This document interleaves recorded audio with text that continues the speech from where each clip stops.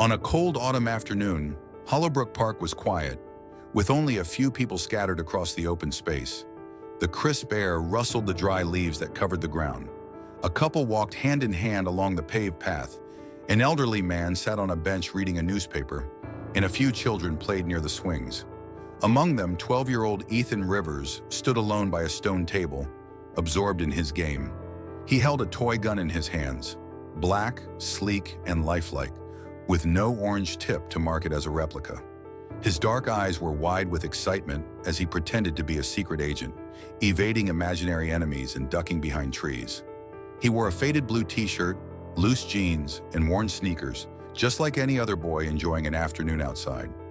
For Ethan, this was a moment of pure fun, escaping into a world of action and adventure.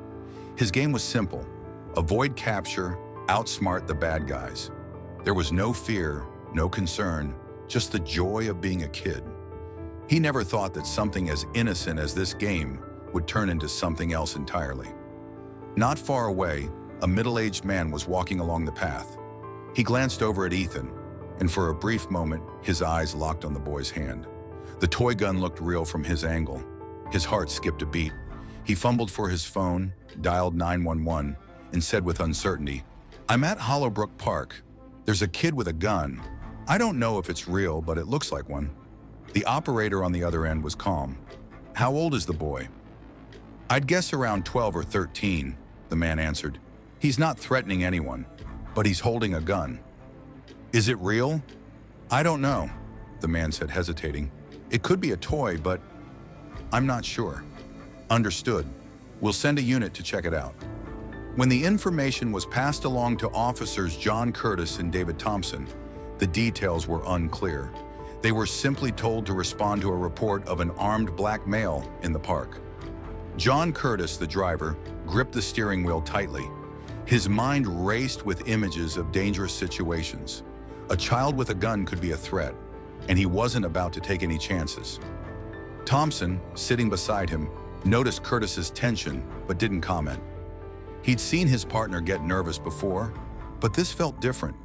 They sped toward the park, hearts pounding. Ethan, unaware of the approaching officers, continued his game. He didn't hear the sirens, didn't notice the police car pulling up next to him. When the car screeched to a halt, the noise startled him, and he turned to see two officers jumping out. Before he could even comprehend what was happening, Officer Curtis shouted, "Drop the gun! Get on the ground!" His voice was sharp, filled with tension. Ethan froze, eyes wide with confusion. He didn't understand what was going on. "I'm just playing," he stammered, lifting his hand slightly while still holding the toy gun. His voice was small, and his fear was growing. Thompson, stepping out of the car, looked at Ethan and the toy gun in his hand. He hesitated. The boy didn't look dangerous. It could easily be a toy, but Curtis wasn't waiting for that clarification. "Curtis, calm down," Thompson said urgently. "It's just a kid with a toy. He's not a threat." But Curtis wasn't listening. His eyes were fixed on Ethan, and in his panicked state, every movement seemed like a threat. Without further warning, Curtis pulled the trigger. The sound of gunfire shattered the peaceful afternoon. In an instant, the quiet park became a scene of chaos. Ethan Rivers, who had been laughing and imagining himself as a secret agent just moments before, now stood frozen, his toy gun still in his hand. The bullet struck him in the stomach, and the world seemed to spin around him as he collapsed to the ground, a dark pool of blood spreading quickly beneath him. Officer Curtis stood there, his hand still gripping his weapon, his heart pounding. His breath was shallow, and for a split second, he couldn't process what had just happened. The shot was so quick, so unexpected, that even the bystanders, who had been mere feet away, didn't have time to react. David Thompson's eyes widened in disbelief. He hadn't wanted this. He hadn't wanted this to happen, and yet it had. He rushed forward, kneeling beside Ethan, his voice shaking. "Oh my God!" He checked Ethan's pulse, but it was faint. The boy was still alive, but barely. Curtis remained frozen, his face pale as the gravity of his actions hit him. He had shot a child. He had shot an innocent 12-year-old boy who had been playing with a toy. People in the park started gathering, murmuring in shock, some pulling out their phones to record the scene. A woman screamed, her voice breaking through the stunned silence. Others moved toward the fallen boy, but no one knew what to do.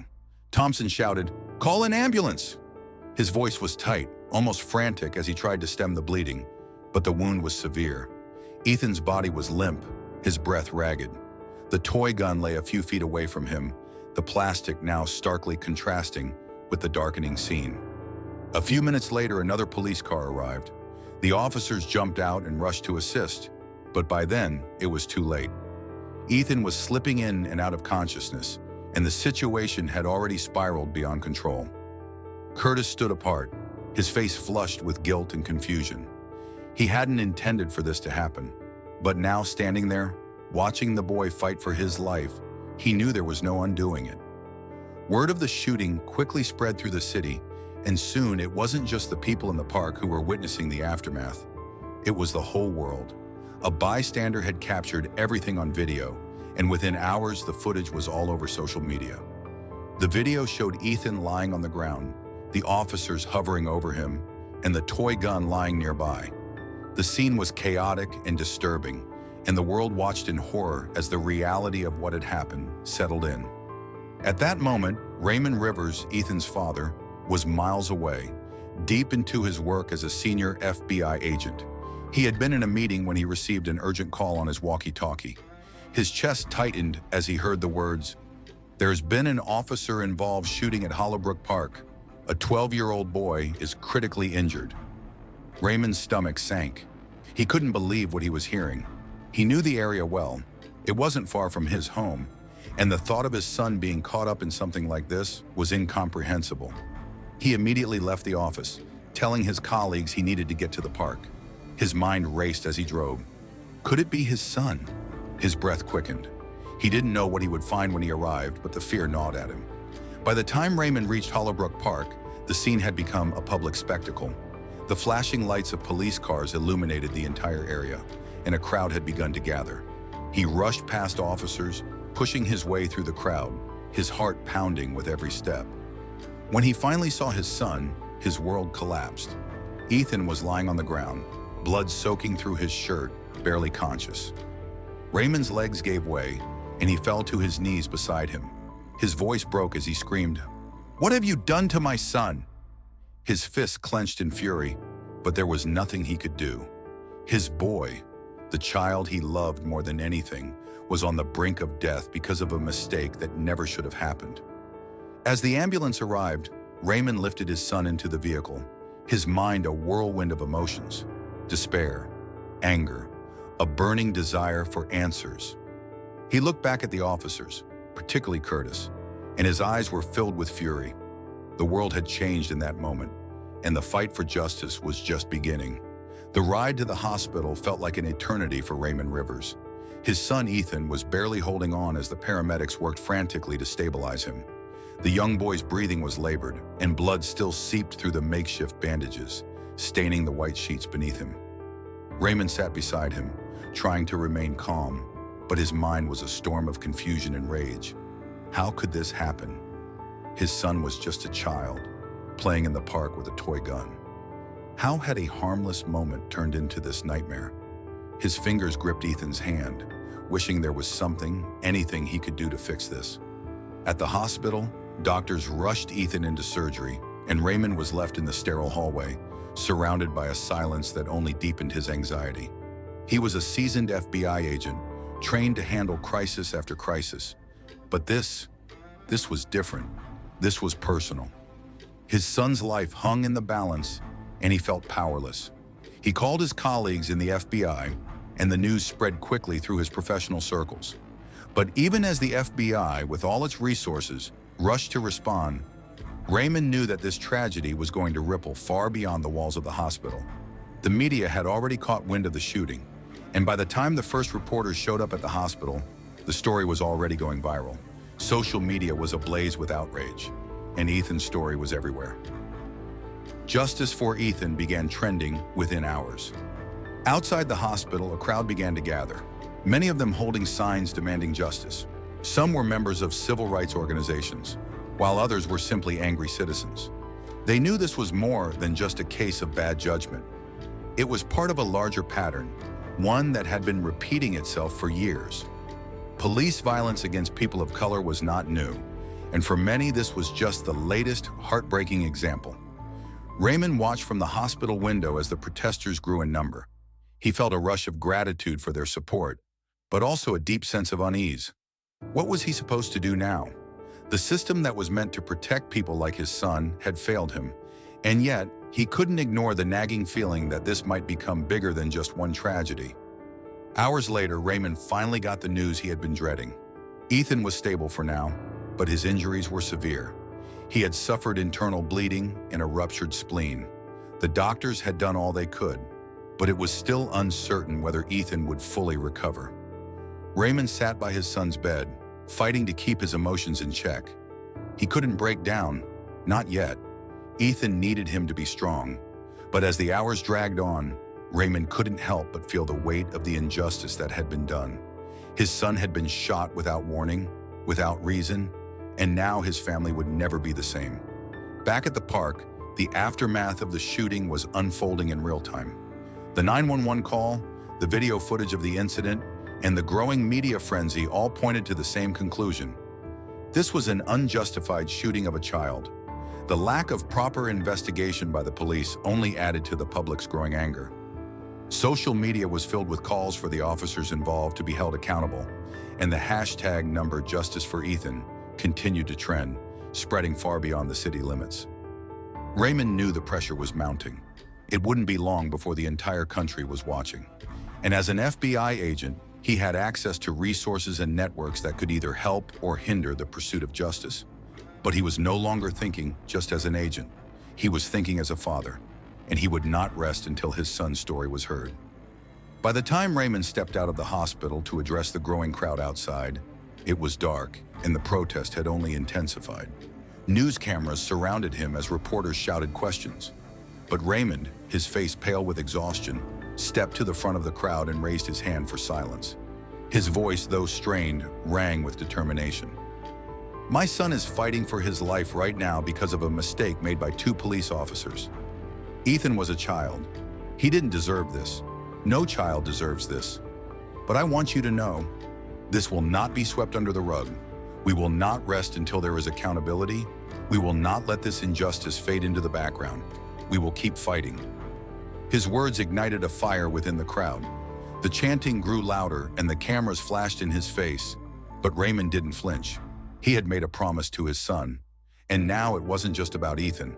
It was about all the children, all the families, who had suffered at the hands of unchecked police violence.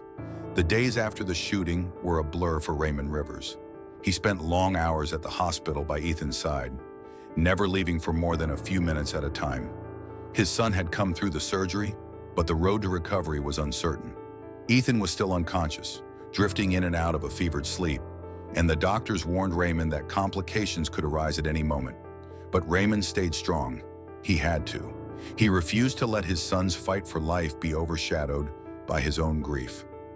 Back in the world outside the hospital, the situation was rapidly escalating.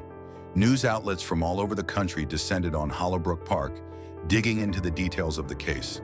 Social media exploded with outrage, and the hashtags #JusticeForEthan and #End police brutality were plastered across every platform.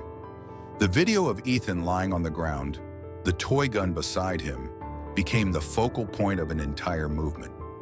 What struck a chord with people was not just the fact that a child had been shot, but the way in which the police had responded to the situation. Ethan hadn't pointed the toy gun at the officers, hadn't threatened anyone, and hadn't even had the chance to explain that it was just a toy. The officer, Curtis Lang, had made an immediate hasty decision to shoot, and now an innocent child was lying in a hospital bed fighting for his life. The city was in turmoil. Protests spread like wildfire. Hundreds of people gathered outside police stations, demanding accountability. Thousands took to the streets, holding up signs, chanting for justice, and making their voices heard. The anger wasn't just about Ethan. It was about a system that had repeatedly failed people of color, a system that had failed to protect the most vulnerable members of society. Raymond knew the battle wasn't just about getting justice for his son, it was about bringing systemic change. This case had the potential to become a turning point, a moment in history when the country had to confront its issues with race, violence, and police accountability. And as an FBI agent, Raymond had the resources and the connections to take on the fight at the highest levels. But he also knew this fight would be dangerous. The forces arrayed against him were powerful. The police, the city officials, even certain factions within his own agency. All of them would try to protect their own. They would do everything in their power to sweep this under the rug.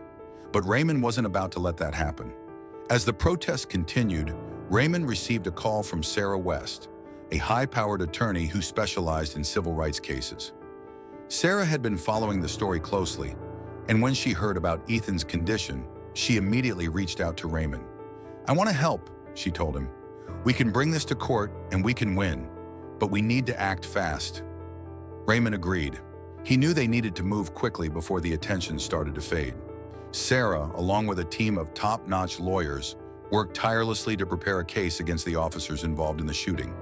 They began gathering evidence, including the video footage, witness statements, and the 911 call that had triggered the police response.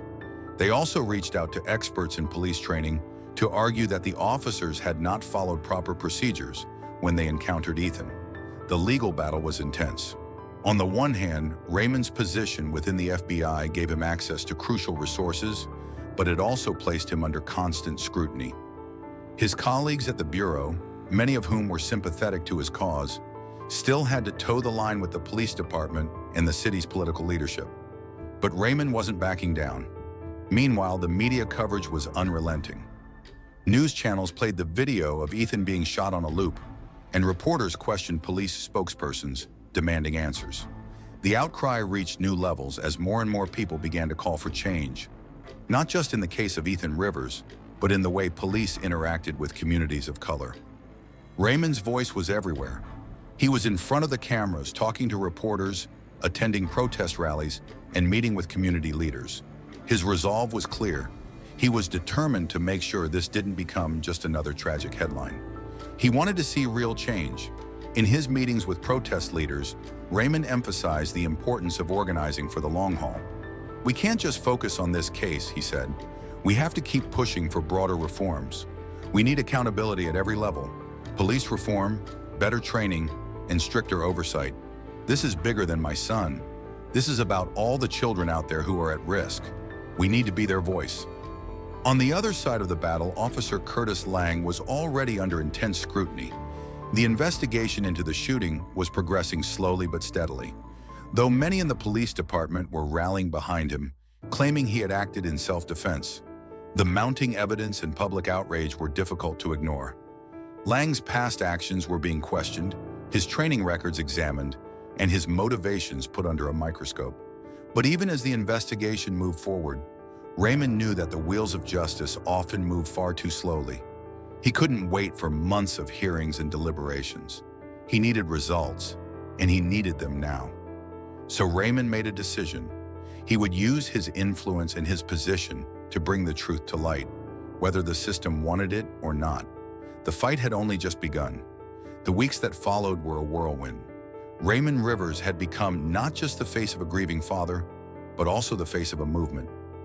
People across the country rallied behind him, demanding justice for Ethan, and in doing so, they exposed the deep-rooted issues with law enforcement's treatment of marginalized communities. The protests showed no sign of slowing down, and the pressure on local authorities continued to mount. As the legal team, led by Sarah West, continued to gather evidence, Raymond pushed the FBI to launch its own independent investigation into the shooting. He worked tirelessly, calling in favors from old colleagues and using his position within the Bureau to keep the heat on the city's leaders. The entire country was watching, and Raymond wasn't about to let this slip into the background like so many other cases before it. But even with all the momentum building behind him, the hardest part for Raymond was still seeing Ethan every day, struggling to recover. His son had been through multiple surgeries, and though he had regained consciousness, the damage was severe.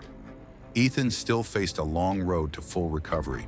He had nightmares, and every time he closed his eyes, he could feel the weight of the gunshot wound that had nearly taken his life. Yet through it all, Ethan remained a bright, resilient young boy. Raymond couldn't help but feel a sense of pride when he saw his son fighting to overcome the odds. But he also knew that for Ethan, and for so many others, this wasn't just about one man's fight for justice. It was about creating lasting change in a system that, for too long, had failed people of color. Days after the shooting, Officer Curtis Lang was placed on administrative leave while the investigation continued. The video footage, witness testimonies, and expert analysis were all stacked against him. However, despite the overwhelming evidence, the city council was slow to act.